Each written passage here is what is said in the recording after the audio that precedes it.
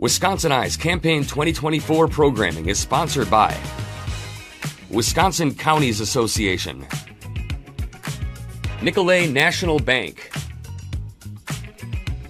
Wisconsin Hospital Association, Operating Engineers Local 139, the Wisconsin Realtors Association, the Wisconsin Laborers District Council, and North Central State's Regional Council of Carpenters. To support programs like this, please consider a tax-deductible donation at wiseye.org/donate or by texting Wiseye to 44321.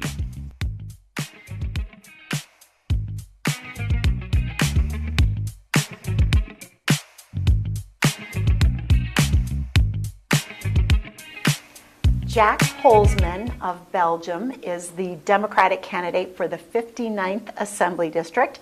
The election is November 5th. Jack Holzman, welcome to WisconsinEye. I'm glad to be here. Thanks for welcoming me here. What is your campaign's key message? Why are you running for this office? Well, I'm running for several reasons. I wasn't really that much of a political person before 2014. In 2014, a lot of things happened, but before that was the Act 10 in 2012, and I'm a retired school teacher. And I retired because of Act 10, and so did many of my other fellow teachers. And it kind of concerned me because I could see that they lost a lot of teachers, and because of that, I thought the education was getting eroded. In 2014, several things happened.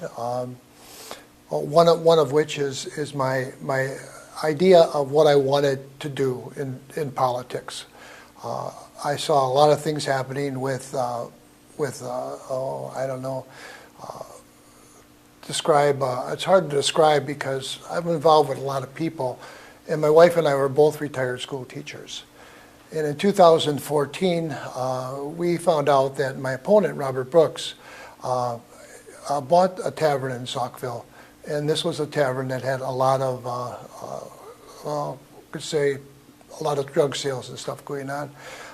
At that time, my daughter had just died of suicide with pills. And at that time, I became really concerned with that issue. In 2018 or so, or things went on, I kind of followed the whole thing that was going on. And up until about 2022, there was a fentanyl death in Saukville, and it came out of that. I was concerned because of the suicide rate that I was seeing, and that kind of spurred me to decide that I wanted to get into politics. So if you're elected, what's the first bill? What's a priority? Oh, really easy for me. The first bill would be on gun control. I'm a retired school teacher, and I see what's happening. When I was in school, before I retired, we didn't have gun shooter bills. We didn't have all the things that are going on now with AK-47s and AR-15s and all the violence that has occurred in schools. So I would definitely want to have sensible gun control laws. I would like to see banning of assault weapons because of the harm that they have done. If you're elected, the state's projected to have more than a $3 billion budget surplus. It's a biennial budget year. What's your top two priorities for use of that surplus funding? Well, that funding came from the COVID funds. And because of that, I think it should be used and spent, and I feel, on the public schools, because the public schools were kneecapped by the revenue caps. The revenue caps hurt the public schools greatly, and they have not gone up. They've stayed the same, and because of that, the funding for public schools has caused a problem. I'm against privatization of public schools. I'm for public schools, basically. The funding has not gone up. It's about $6,000. If you were a private school, you have more funding than the public schools got, especially with special education. Special education is the biggest problem that we have right now in the public schools. Not a problem for the students, but the problem for that. The funding for public schools is still the same, but for private schools, they get about $14,000 or double the amount that we get. So I see we need to spend that money in the public schools and not on other issues that the Republican legislature wants to deal with. What about tax cuts, tax reform? Is that part of your platform or priority in any way? Tax cuts should be given basically to people that really need them. I'm more in favor of tax cuts to the middle class people, whereas not the rich. I support President Biden's idea of the tax on rich that are making over $400,000 a year. You're talking a lot about education as a priority. What's working well in education, and what maybe are some changes that need to happen? Well, if you want to talk about higher education is not doing that well.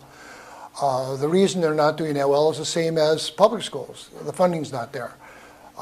Basically, we rank 42nd in the nation in our higher education, and that's a concern. It's a big concern. Tech schools and schools like that are doing very well. They're fourth in the nation. But the difference is the public schools get it from tax funds. The private schools get it from general funding. What do you see as the state's largest workforce development challenge, and how would you propose to address it? Oh, the biggest work challenge that I see is we are not really supporting our workforce people. There's a lot of jobs out there, but the jobs that we have are not that high-paying jobs. The jobs that we have out there don't really do a lot of the training that needs to be done in order to do that. And we have this great class deal between the haves and the have-nots. I volunteered at McKenna Brown Center down on 24th Center, and I see what's going on with the housing, with the job market. There's no real stores down there. There's no transportation down there. And there's a lot of issues, and those issues directly affect the workforce problem that we have What should today. the state do about those problems? The state needs to actually look at ways of connecting the inner city to the outside area. It has to be a partnership between business, the community, and the people in the area that need to support it. It's not enough just to give for this program or that program. It has to be something that's really going to work for the people in the inner city and work for the people in the outer areas. Investments in public and energy infrastructure grow our state's economy. This also provides an opportunity to invest in our state's workforce, but currently there are no requirements for hiring local workers. Would you support a state resident hiring requirement for state, local, and utility scale infrastructure investments? Basically, what I see is the people that are in the, well, not misclassification, but the other group of people, they're hurting because they're not getting the backing of that. And we need to have more support for those people that are in those areas. The misclassification situation, that's a whole new ballgame, because that is hurting everybody, because these employers are making the workers independent contractors. And that's not a good thing, because that's hurting both the worker and the businesses that are hiring people. And I think that that's gone on for too long. It needs to be changed. Should the state should step in? Yes, I do. I think the state should have a big role in not only financing, but looking at opportunities and investment in the cities and in the other communities.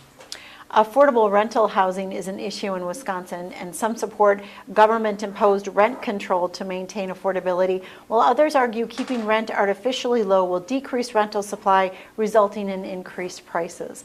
What is your sense of housing as an issue, and which best addresses rental housing affordability? Is it rent control, building more rentals, or some other solution? Well, our state is an outlier because our state has no laws. There's really no restriction that renters and landowners can charge on there. There's some restrictions, but very, very little. And that has driven up the costs greatly. The housing has to be, more houses have to be built. I mean, I think if you look at Kamala Harris's idea of building 3 million houses or whatever, the state has to step in and do that too. We need to get controls on landowners and others that are gouging other people in money.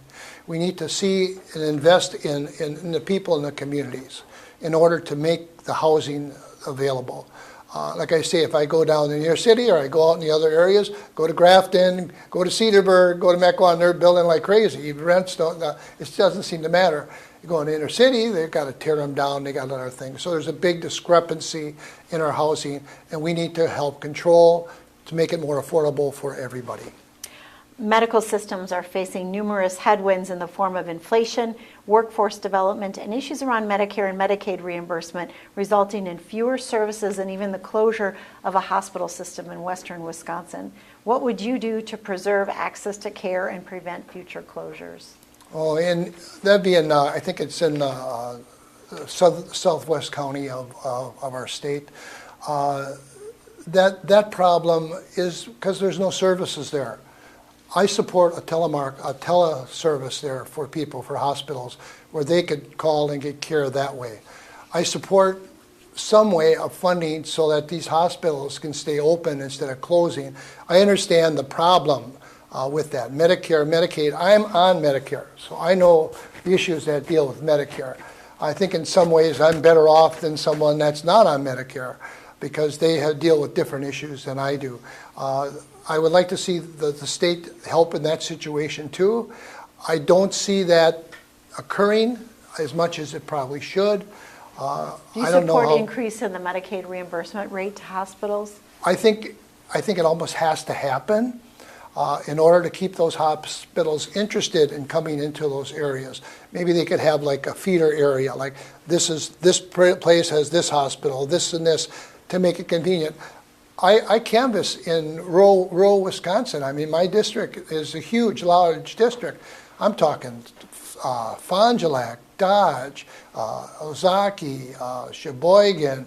I'm talking 5 different counties, and I canvass and I see what the problems are and the distances that I have just getting to see people. So I can imagine what it is if they have a health crisis. There has to be more done, yes. Mental health care is a growing concern for Wisconsinites and for state and county budgets. What are you hearing on this issue in your district, and what are the solutions? Well, mental health in the school, mental health for the police, mental health for the firemen, mental health for almost everybody in the areas. There needs to be more support in the schools, especially more support in the fire and the police. I'm a member of NAMI, which is a mental health organization, and they have outreaches to these different areas to try to get that. I think mental health sometimes, I've gone through this with my daughter who was bipolar and committed suicide, and I see what the situations are, and they're not adequate right now. A lot of times with mental health, the people that are in that, they will do what they have to do in order to get out of a situation they're in. And it's sad, and we need to address more of that. And I'm really worried about the schools. With social media and other things that are occurring, these kids get bogged down and they're more worried about their issues. I taught 7th and 8th grade. Believe me, that middle school area is a very difficult area, and they see their image as this and that, and stuff has to be done. I don't know if we can ban certain things. I don't know if I want to ban certain things like TikTok and other social media, Facebook. I'm on Facebook. It can be used to be good or bad, but I just think that there should be some type of ways of looking into it or regulating it. How should Wisconsin move forward on the issue of abortion? I'm pro-choice. I believe that abortion is between a woman and a doctor, and abortion is health care. Babies go to hospitals to be born. That's health care. Planned Parenthood helps a lot of parents. My daughter, she's 42 years old, and she went through IVF treatments. That's very expensive. And she had 3 different rounds of IVF. None of them worked at $12,000 to $14,000 a shot. Parents pay that. Then she couldn't have the baby by IVF, so she went through adoption. That in Wisconsin, you have to go through an agency in order to do it. And they charge whatever they want, basically. It can be anywhere from $20,000 to $200,000. It's no joke. It's really a situation that's bad. And I think abortion care is health care. Do you think there should be any number of weeks that's a limit? I'm against that totally. I feel that any abortion that you have a limit on is a limit to the woman. The woman makes the choice, not the doctor, not our legislature. What are the pressing transportation needs in your district, and how important is it that these are addressed, and for the state to keep on schedule with reconstruction of aging interstates and significant corridors of commerce? In my district, there's a lot of two-lane highway, not highways, but districts. I feel that basically most of the farming areas, they feel their transportation is adequate. They would love to have better roads, and they should have better roads, but most of the funding is going into the interstate areas and the other areas around it. In my district, they're not getting a lot of funding. The biggest city I have in my district is Saukville, 2,400 people, and that borders an expressway. So they do get a benefit of that, and some of the bigger cities do, but talking about my rural areas, they don't get as much support as they need, and I don't see that changing in the near future. PFAS and other water contaminants are a concern for a growing number of Wisconsinites. Do you see this as an important issue, and how would you address it? Number one, industrial pollution is the biggest violator of that. They produce more waste than human waste, and that whole issue with PFAS, every single lake that you go to should be checked. Every single lake should be looked at. And I feel that the legislature, again, wants to control where any monies would come from that and be spent. I want that done with professionals in that area, water management area, the DNR, and professional people to address that situation, not our legislature. Final two questions. How would you describe the leading differences between you and your opponent? They're huge. They're huge. He's an election denier. He was one of 13 assemblymen to sign a petition for President Pence to not sign the document. He signed the abortion ban from 1849 with no exceptions for rape and incest. He also, how can I describe this? He was asked by Governor Walker in 2014 to step down because of stuff and comments he made to women legislatures. I don't feel he deserves to be in office. I don't think that he deserves to be an assemblyman. He has voted down all kinds of bills for support for kids, for when they're for abortion, but after that comes, they're pro-life, but they don't want to take care of the child after it's born. If you're going to have a mandate, like an abortion mandate or something like that, then you should have support for these kids as they go through there. Right now, there is none, and I feel he does not deserve to be in assembly.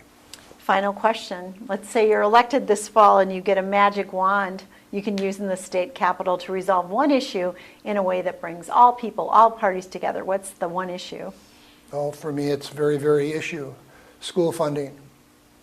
To have adequate school funding and to have adequate reserves, money that can be used in different ways, and get rid of the revenue caps that kneecap our schools.